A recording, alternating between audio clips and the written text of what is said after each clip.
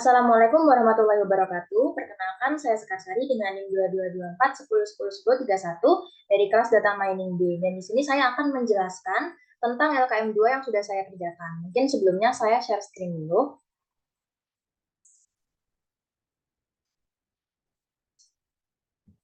Baik, kita langsung mulai ke soal nomor 1. Untuk soal nomor 1 di sini soalnya adalah jelaskan makna dataset dan jelaskan pula makna data training dan data testing. Jadi dataset, data training, dan data testing ini adalah 3 komponen penting yang ada pada machine learning. Di mana untuk dataset sendiri adalah salah satu komponen yang berisi kumpulan data yang sudah terorganisir. Nah, nantinya ini dataset akan digunakan sebagai bahan mentah untuk proses pelatihan atau training dan proses pengujian atau testing. Nah, dataset juga dapat berupa gambar, teks, audio, video, maupun kombinasi dari beberapa jenis data tersebut. Nah, kemudian ada data training dan testing, di mana ini adalah bagian dari dataset yang untuk data training digunakan untuk melatih model dari machine learning. Di mana selama proses training ini, hubungan di dalam data training akan dipelajari dan kemudian akan dibuat keputusan terbaik. Nah, setelah itu dilakukan data testing atau pengujian di mana digunakan untuk menguji performa model machine learning. Nah, jadi data testing ini tidak digunakan saat proses training tadi, sehingga disimpan terpisah, dan hal ini tuh dilakukan untuk mengukur sejauh mana model dapat menggeneralisasi pola yang tadinya sudah dipelajari pada training. Hasil yang didapat pada proses testing dapat digunakan untuk mengevaluasi model. Selanjutnya, nomor 2, jelaskan proses penyusunan dataset. Nah, jadi proses penyusunan dataset adalah proses penting yang dilakukan dalam pengembangan model machine learning, di mana sebelum memasuki tahapan utamanya, yang paling awal itu adalah kita harus menentukan atau mendefinisikan dulu tujuan dari dataset yang akan dibuat. Sebagai contohnya, data apa yang akan diperlukan, kemudian apa target yang ingin dicapai dengan dataset yang akan kita buat tersebut. Nah, setelah tujuan tadi sudah selesai didefinisikan, maka kita akan lanjut ke langkah-langkah umumnya. Jadi yang pertama ada pengumpulan data, di mana di sini kita mengumpulkan data-data yang berasal dari sumber data yang relevan, seperti contohnya sumber yang berasal dari database, situs web, API, dan lain-lain. Kemudian yang kedua yaitu tahapan pembersihan data. Jadi tadi setelah kita mengumpulkan data yang tadi itu akan dievaluasi kualitasnya dengan cara membersihkan datanya, sehingga hal ini tuh dilakukan untuk mengatasi misalkan ada outliers, missing values, atau yang lainnya. Kemudian jika sudah selesai dibersihkan, tahapan selanjutnya yaitu pengolahan data, di mana di sini kita akan melakukannya dengan cara mengubah data ke format kompatibel dengan machine learning. Nah, kemudian kita akan menormalisasi atau menskalakan data supaya memiliki nilai yang sama. Jadi dari data yang sudah ada tadi, kemudian dibuat fitur baru yang paling relevan untuk dapat mendukung proses pengolahannya menjadi optimal dalam machine learning tersebut. Langkah selanjutnya yaitu pembagian dataset, di mana dataset ini akan dibagi menjadi dua, yaitu data training dan data testing, seperti yang sudah dijelaskan pada nomor 1 tadi. Nah, data training ini digunakan untuk melatih model machine learning tadi, yang kemudian akan dibuat keputusan terbaik, kemudian sedangkan data testing itu digunakan untuk menguji performa dari machine learning. Langkah kelima yaitu pembagian model, di mana di sini kita akan menentukan label atau target yang nantinya akan diprediksi oleh model machine learning, dan setiap sampel harus memiliki label yang sesuai. Langkah yang keenam yaitu penyimpanan dataset, di mana dataset yang tadi sudah kita proses itu akan disimpan ke dalam format dataset yang sesuai, sehingga nanti dapat dibaca oleh algoritma dari machine learning. Dan yang terakhir adalah dokumentasi. Jadi dokumentasi ini akan mencakup sumber-sumber data, yaitu di mana atau dari mana data tersebut berasal, kemudian isi dari datanya, format datanya, dan bagaimana kita pengolahan datanya. Nah, jika dokumentasi dataset ini baik, maka nantinya itu akan membantu orang lain untuk menggunakan dataset kita. Seperti itu. Untuk soal nomor 3, soalnya adalah jelaskan makna atribut dataset iris, jelaskan pula makna kelas dataset iris. Oke, jadi dataset iris itu sendiri adalah suatu dataset yang berisi tentang bunga iris yang terdiri dari 3 spesies yang berbeda. Nah, di sini dataset iris ini sering digunakan dalam machine learning. Nah, untuk atribut dataset iris itu sendiri digunakan sebagai karakteristik yang akan digunakan untuk memprediksi kelas, karena atribut di dalam dataset ini menyimpan informasi yang dapat digunakan untuk membedakan spesies antar bunga iris. Atribut dalam dataset iris ada 4. Yang pertama yaitu sepal length atau panjang kelopak. Ini digunakan untuk menunjukkan ukuran panjang dari kelopak bunga iris. Kemudian yang kedua ada sepal width atau lebar kelopak untuk menunjukkan ukuran lebar dari kelopak bunga iris. Yang ketiga ada petal length atau panjang mahkota untuk menunjukkan ukuran dari panjang mahkota bunga iris. Yang keempat atau yang terakhir ada petal width atau lebar mahkota. Ini digunakan untuk menunjukkan ukuran lebar dari mahkota bunga iris. Dan semuanya diukur atau diukur dengan satuan sentimeter seperti itu. Kemudian kelas dataset iris itu sendiri digunakan untuk merepresentasikan kategori yang ingin diprediksi oleh model klasifikasi berdasarkan nilai pada atributnya. Jadi ada 3 dataset, ada 3 kelas dataset di dataset iris ini. Yang pertama ada setosa, itu adalah kelopak yang dimiliki bunga iris lebih pendek dan lebar dibandingkan dengan mahkotanya. Kemudian yang kedua ada versicolor, yaitu kelopak dan mahkota dari bunga iris memiliki panjang dan lebar yang bervariasi. Dan yang terakhir ada virginica, yaitu kelopak dan mahkota dari bunga ini tuh panjang dan lebar. Kemudian dapat kita simpulkan atribut adalah karakteristik yang digunakan untuk memisahkan data ke kelompok atau kelas yang berbeda. Sedangkan kelas adalah kelompok yang dibentuk berdasarkan atribut tadi, atau dengan kata lain hasil akhir dari yang ingin dicapai. Kemudian nomor 4, masukkan dataset iris sebagai array 2 dimensi dinamik, pisahkan setiap kelas di array yang berbeda, yaitu ada setosa, versicolor, virginica, dan unknown. Untuk kode programnya adalah sebagai berikut. Yang pertama tentunya akan mengimport library dulu, yaitu library NumPy dan Pandas, dan menginisialisasikannya dengan NP dan PD. Kemudian saya buat variabel baru, yaitu iris, yang memanggil fungsi pd.read_csv, di mana itu ada nama file yang sudah saya masukkan ke dalam folder yang sama, yaitu iris_dataset.csv. Kemudian setelah itu untuk membaca file iris_dataset itu. Jadi setelah dibaca, saya buat variabel baru yaitu r_iris, atau r itu sebenarnya adalah array singkatannya. Jadi variabel ini akan memanggil fungsi to_numpy, di mana itu untuk mengkonversi objek data frame iris menjadi bentuk array numpy dengan fungsi to_numpy ini. Kemudian kita pisahkan kelas-kelasnya. Yang pertama di sini kelas setosa, yaitu saya buat variabel setosa, kemudian saya panggil variabel r_iris ini. Nah, di sini saya akan mengecek apakah di dalam variabel r_iris ini, jadi untuk semua barisnya kita ambil. Kan di sini ada 2 ya, kita lakukan slicing di sini. Yang pertama barisnya kita kosongkan, jadi semuanya kita ambil. Kemudian -1 di sini adalah kolom -1 atau kolom terakhir, yaitu kolom kelas. Nah, jadi cara bacanya itu kita ambil semua baris yang kolomnya itu adalah setosa. Jadi di sini kita print setosa.2, kemudian kita panggil variabel ini, seperti itu. Nah, setelah itu kita lakukan hal yang sama kepada semua kelasnya. Yang kedua ada versicolor. Di sini kita buat variabel versicolor, kemudian kita lakukan hal yang sama untuk kolom -1 atau kolom terakhir yang bernama versicolor, masukkan ke dalam variabel versicolor.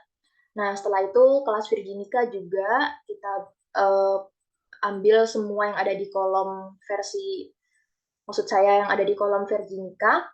Kemudian kita masukkan ke dalam variabel virginica, dan yang terakhir adalah kelas unknown. Kita masukkan semua kolom yang bernama unknown ke dalam variabel unknown yang sudah kita buat. Saya maksudnya. Kemudian output dari kode ini adalah seperti berikut. Jadi di sini ada setosa, kemudian ini ada data-datanya.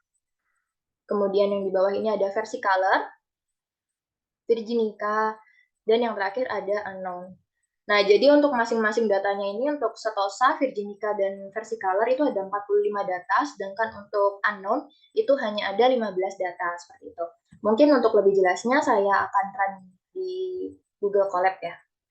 Nah jadi ini adalah kode yang tadi sudah saya jelaskan. di mana kita import library-nya, kemudian di sini kita baca datanya, data atau filenya, kemudian di sini kita buat variabel baru, dan di sini kita pisahkan kelas-kelasnya ya. Jadi ini untuk kolom yang namanya Setosa aja, kemudian ini untuk kolom versi color, untuk kolom Virginica, dan untuk kolom unknown kita masukkan ke masing-masing variabel yang sesuai.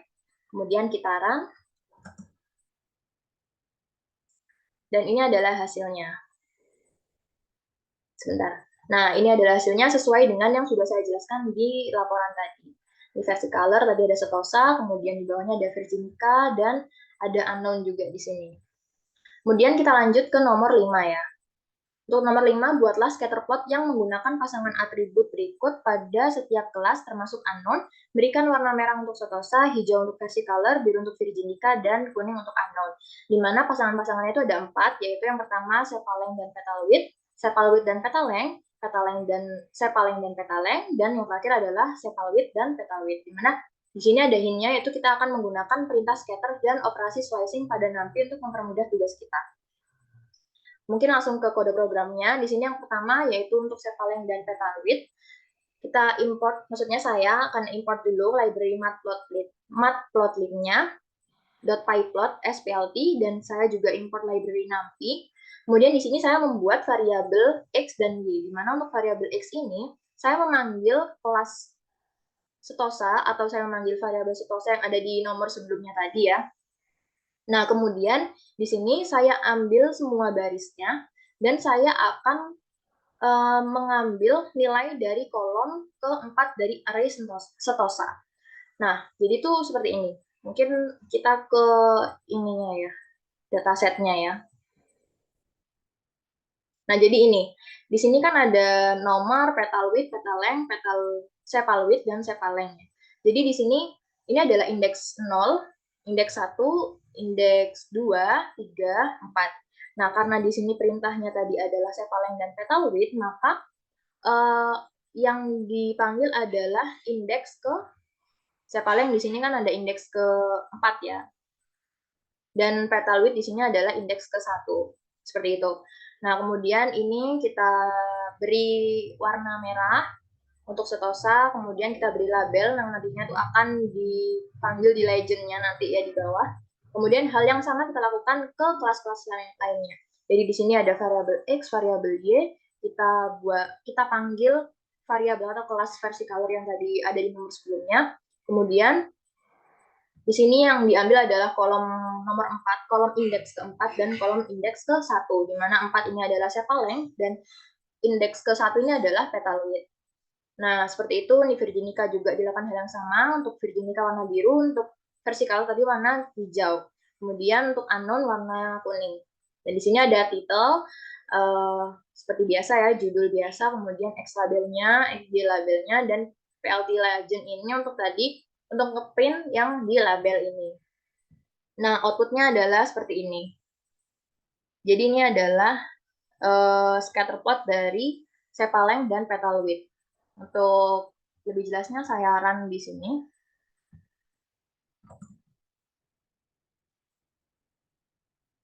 Nah, ini adalah hasilnya.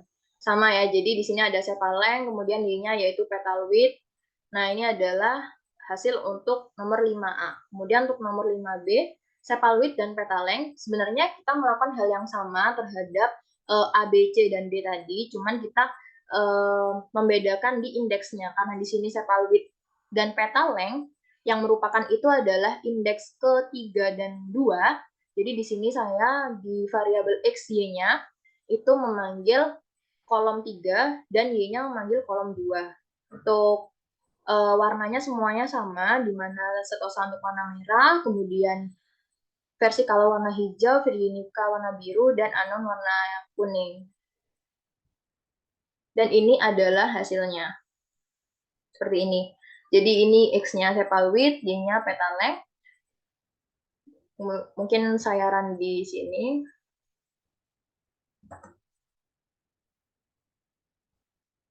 Nah, ini adalah hasil dari Sepalwidth dan Petaleng. Mungkin langsung ke 5C ya. Yang C adalah Sepaleng dan Petaleng.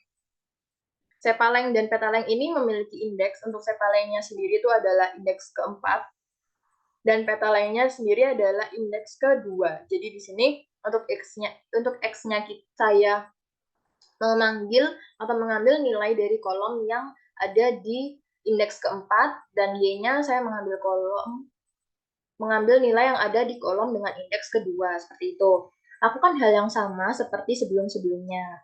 Nah, jika sudah, karena sebenarnya peraturannya itu sama, jadi warnanya sama dan lain-lainnya, jadi kita hanya mengubah indeksnya saja.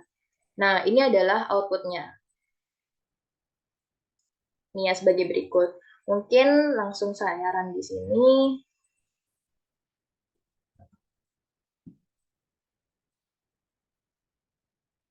Nah, ini adalah hasilnya. Jadi, di sini untuk yang C, sepalengnya ada di X-nya, kemudian Y-nya itu adalah petaleng, dan di sini adalah hasilnya. Ini adalah legend-nya ya di sini. Jadi, untuk keterangan warnanya, kayak misalkan warna merah itu untuk setosa, warna hijau itu versicolor, biru virginica, dan kuning untuk unknown.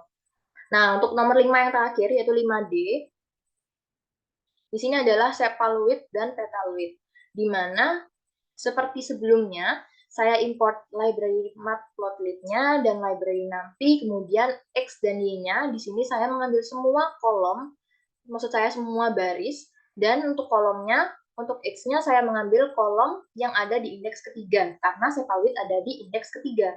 Nah, kemudian untuk Y-nya, karena petaloid, dan petaloid itu indeks ke-1, jadi saya mengambil nilai di kolom dengan indeks ke-1, seperti itu. Kemudian setosa diberi warna merah, versicolor warna hijau, dan virginica warna biru, dan unknown warna kuning, seperti itu.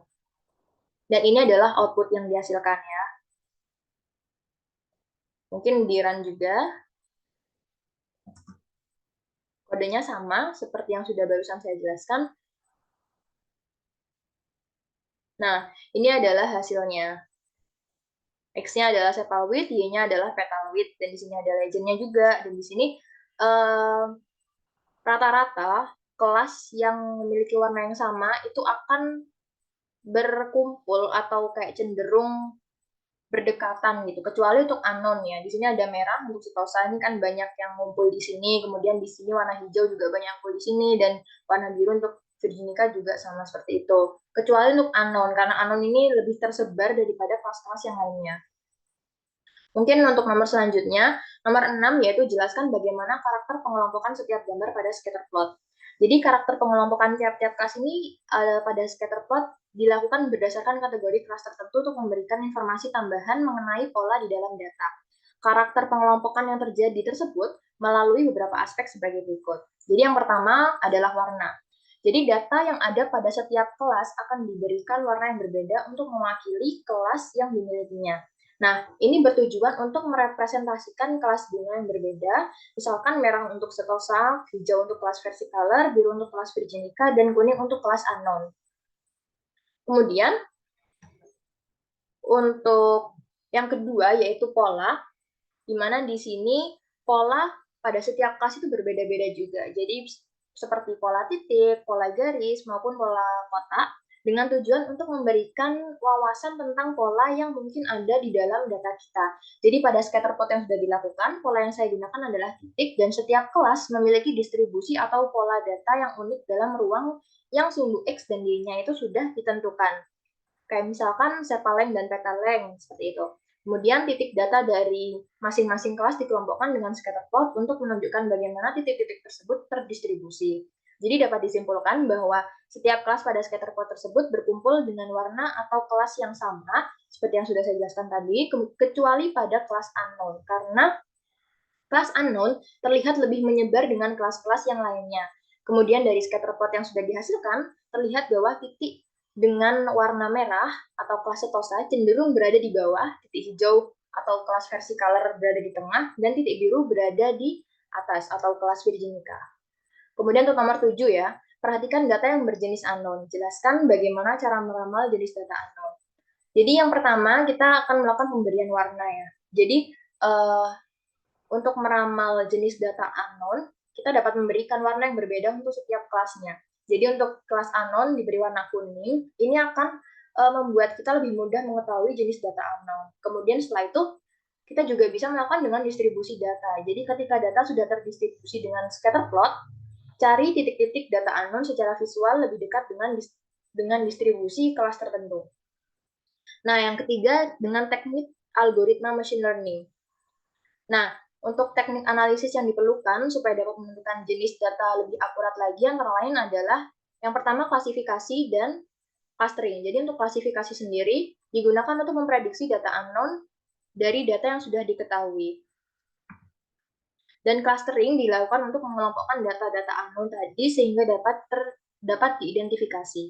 Kemudian untuk nomor 8, buatlah paralel koordinat plot dari data yang berkelas setosa, versicolor, dan virginica. Berikan warna merah untuk setosa, hijau untuk versicolor, biru untuk virginica. Hint-nya gunakan perintah plot dan operasi slicing pada nanti untuk mempermudah tugas Anda. Jadi di sini ada kode program yang saya buat, yaitu saya import dulu library matplotlib. Kemudian di sini saya membuat variabel setosa yang memanggil variabel r_iris yang ada di kelas atas tadi, yang ada di nomor 4. Nah, kemudian di sini kita akan mengecek kolom terakhir dengan nama setosa, dan kemudian kita masukkan ke dalam variabel setosa ini.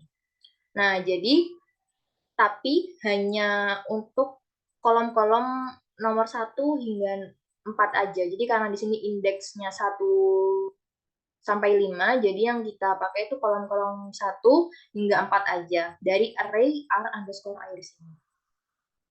Kemudian kita print di sini ya. Di sini maksudnya bukan di print, maksudnya kita buat plotnya di sini.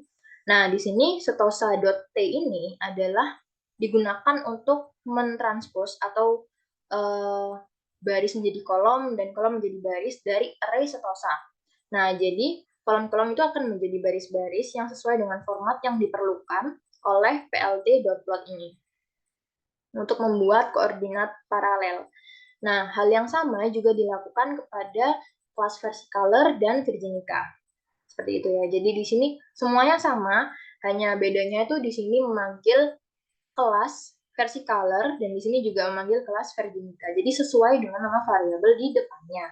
Kemudian jika sudah, di sini kita bikin title atau judul paralel koordinat plot dengan ukuran fontnya itu 15. Kemudian di sini ada np.arrange ya. Jadi ini tuh untuk membuat array dari 0 hingga 3 karena indeksnya 4. Nah, array yang dibuat itu adalah petal width, petal length, sepal width, dan sepal length.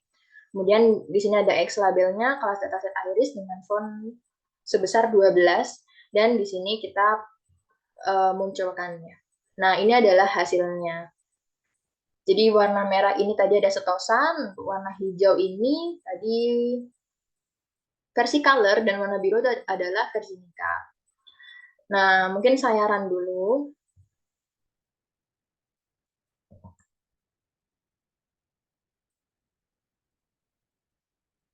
Nah, mungkin ini ya hasilnya. Oh, maaf. Mungkin ini adalah hasilnya. Jadi ini yang paling bawah itu ada setosa, kemudian versicolor, dan yang paling atas adalah virginica. Kemudian untuk nomor 9, jelaskan bagaimana karakter pengelompokan setiap kelas pada koordinat plot. Jadi yang pertama, kelas setosa atau garis berwarna merah itu karakter pengelompokannya dapat dilihat melalui polanya secara umum memiliki nilai yang lebih rendah, sehingga hal ini mengakibatkan posisinya berada di paling bawah di antara kelas-kelasnya yang lain. Nah, kemudian yang kedua yaitu kelas versicolor, garisnya berwarna hijau, di mana memiliki nilai berada di antara kelas setosa dan virginica, membuat kelas ini berada di tengah dua kelas tersebut. Kemudian yang kelas terakhir adalah kelas virginica, yaitu garis berwarna biru, yang dibandingkan dengan kelas-kelas yang lainnya tuh dia memiliki nilai yang lebih tinggi untuk sebagian atributnya, sehingga membuat garis-garis biru yang merupakan representasi dari kelas ini berada di atas. Sehingga kesimpulannya di sini tuh koordinat plot memiliki karakter dari setiap kelas-kelasnya itu berbeda-beda. Jadi setiap kelas dari data iris cenderung berkumpul dengan warna atau kelas yang sama, namun terjadi anomali pada sepal width yang membuat letak garisnya berubah, yaitu garis merah atau kelas setosa berada di atas, kemudian di bawahnya ada garis biru dari virginica, dan ada garis hijau dari versicolor. Nah, kemudian ada hasil dan analisis data. Hasil yang saya dapatkan, saya menjadi lebih tahu tentang dataset dan bagaimana cara pengolahannya. Yang dataset itu sendiri adalah kumpulan data yang sudah terorganisir yang nantinya akan digunakan sebagai bahan mentah untuk proses training atau pelatihan dan proses testing atau pengujian. Untuk menyusun dari sebuah dataset ini, ada beberapa proses, yaitu yang pertama kita menentukan tujuannya dulu, kemudian kita melakukan pengumpulan, pembersihan, dan pengolahan data, lalu pembagian dataset, pembagian label, penyimpanan dataset, dan yang terakhir adalah dokumentasi. Kemudian dataset digunakan untuk pengerjaan LKM2 ini adalah dataset iris yang memiliki atribut dan kelas di dalamnya, yaitu atributnya ada sepalem, sepalwidth, petaleng, dan petalwidth. Dan kelasnya ada 3, yaitu setosa, versicolor, dan virginica. Dan setelah saya memasukkan dataset iris sebagai array 2 dimensi dan memisahkan setiap kelasnya ke dalam array yang berbeda dengan mengimport library NumPy dan Pandas tadi, output yang dihasilkan dari kode yang sudah saya buat adalah array 2 dimensi yang sudah dikelompokkan sesuai dengan kelasnya masing-masing, yaitu setosa, versicolor, virginica, dan unknown.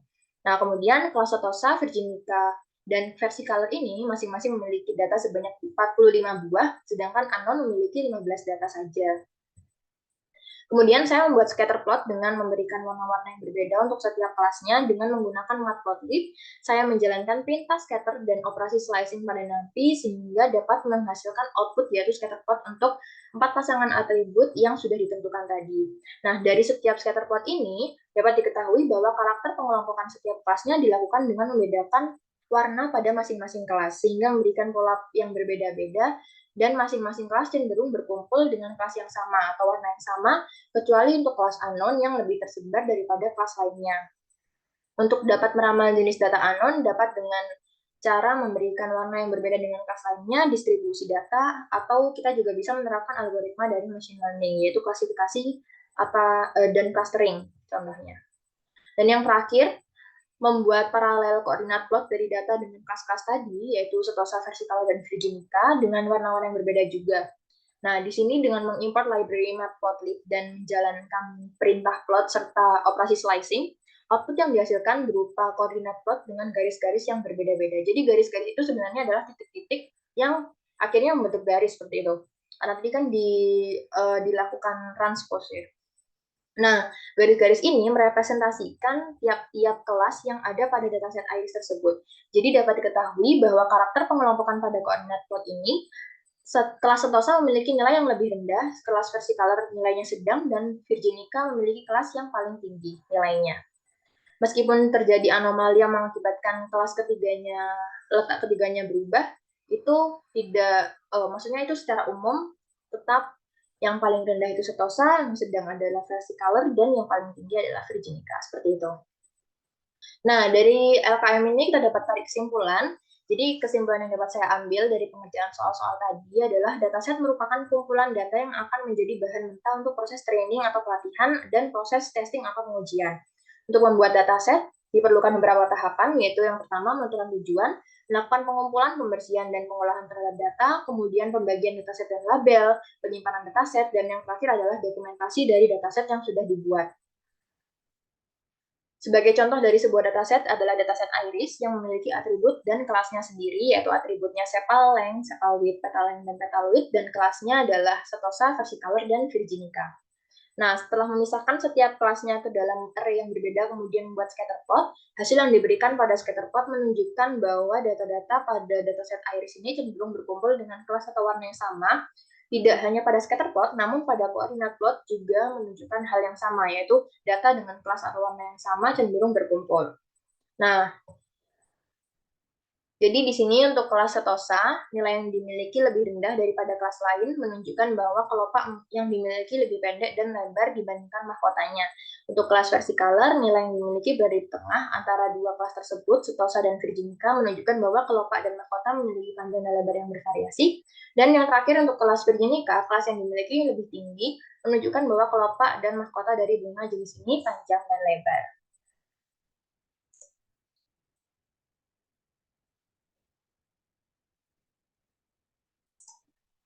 Mungkin itu saja penjelasan dari saya tentang LKM 2. Kurang lebihnya mohon maaf. Wassalamualaikum warahmatullahi wabarakatuh.